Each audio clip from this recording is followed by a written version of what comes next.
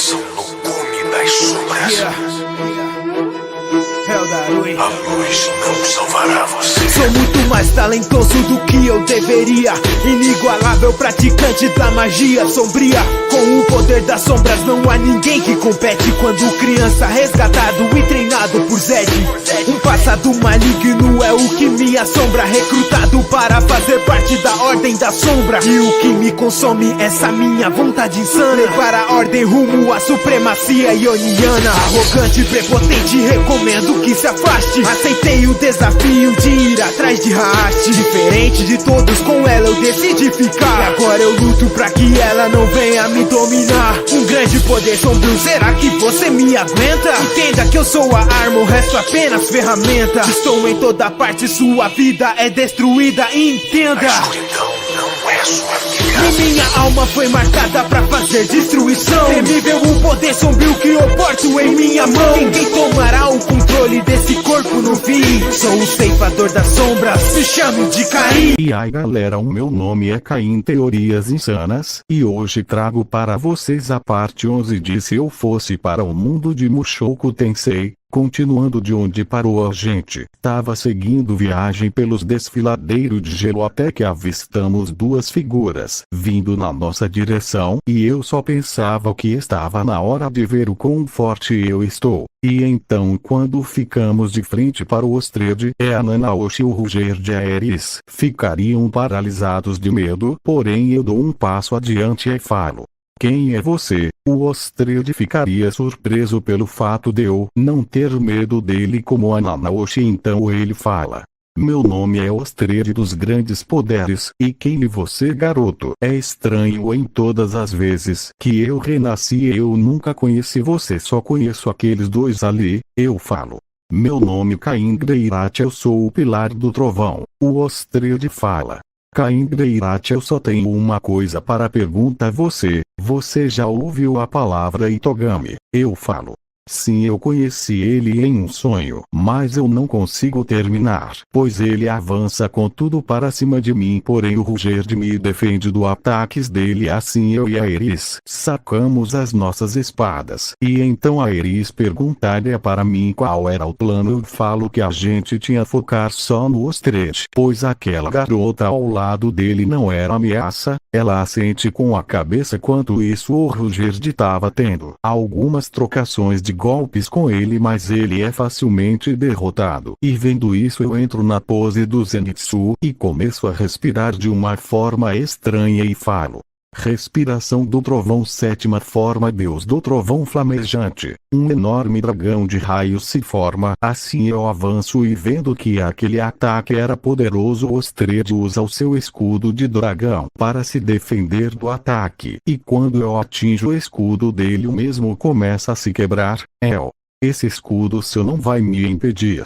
O escudo do Ostred quebra. Assim ele é atingido em cheio pelo meu ataque mais poderoso, deixando um grande corte no estômago dele, ainda com várias queimaduras pelo corpo. Assim ele começa a cuspir sangue. Então eu falo para Aeris usar o seu trunfo, pois ele ainda não caiu. Então ela entra na sua pose e fala: respiração das chamas, nona forma, purgatório. Ela vai para cima do Ostred também com a imagem de um dragão de fogo na ponta da espada. Enquanto as chamas rapidamente evaporava todo o gelo ali, e Ostred apenas estava parado, pois ele estava bastante ferido pelo meu ataque. E então ele abre os braços como se quisesse morrer. Assim a Aeris finaliza ele arrancando a sua cabeça. Então após essa luta tensa nos esperaríamos o Ruger de acordar. A Nanaoshi ficaria muito zangada e viria na minha direção, assim pegando na gola do meu kimono, enquanto falava que eu tinha estragado as chances dela de volta para o seu mundo. Assim ela logo começa a chorar.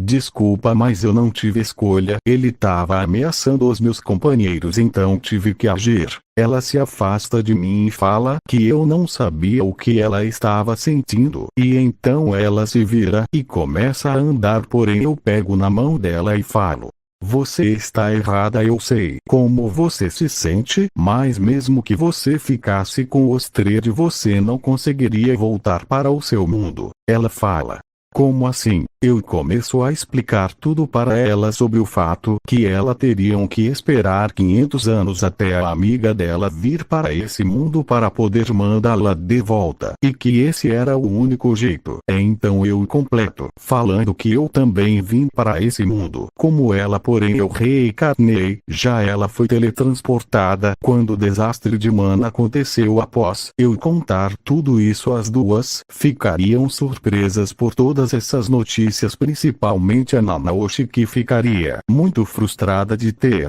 que esperar 500 anos. Então eu chego perto dela e falo com um sorriso no rosto que ela poderia ao menos nos acompanhar, até porque ela não precisava ficar sozinha. Então eu e a Iris ficaríamos conversando por um tempo com a Nanaoshi, assim ela ficaria um pouco mais à vontade com a gente, até que o Roger acorda um pouco eufórico perguntando onde estavam os três. Assim eu dou logo um sorriso e explico tudo para ele. Assim nos seguimos viagem por aqui séria, tudo como no original, com a diferente que a Nanaoshi tava com a gente. Então, quando chegamos no acampamento, nos iríamos até quando a Iris vê a Grislane e ela grita: Grislane, eu voltei. A Grislane se vira e rapidamente vai abraçar a Iris. Então, com um sorriso no rosto, a Iris começa a contar todas as nossas aventuras para ela, até mesmo que a gente venceu o Deus Dragão. A Nanaoshi olhar para mim e perguntar se ela era sempre desse jeito. Então eu falo que sim. Logo entramos na tenda onde o mordomo começa a nos explicar toda a situação do território, inclusive que o Felipe e todo o pessoal morreu, assim me deixando bem pistola, pois tudo o que eu fiz não mudou nada ao destino deles. Então o mordomo fala que a única maneira de salvar a Iris de um casamento político era que ela fosse dada como morta. Então a Iris se levanta da cadeira e fala que iria aceitar isso, iria ficar comigo. Logo o mordomo e a Grislane ficariam felizes por essa decisão dela. Então eu perguntaria se ela tinha certeza disso. Com um sorriso ela responde, dizendo que já tinha falando para mim que iria ficar ao meu lado. E após mais um tempo de conversa, a noite chega. Eu estava na minha tenda junto.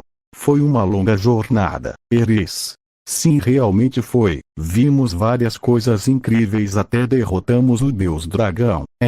Bem, agora que tal a gente aproveitar essa noite, Iris?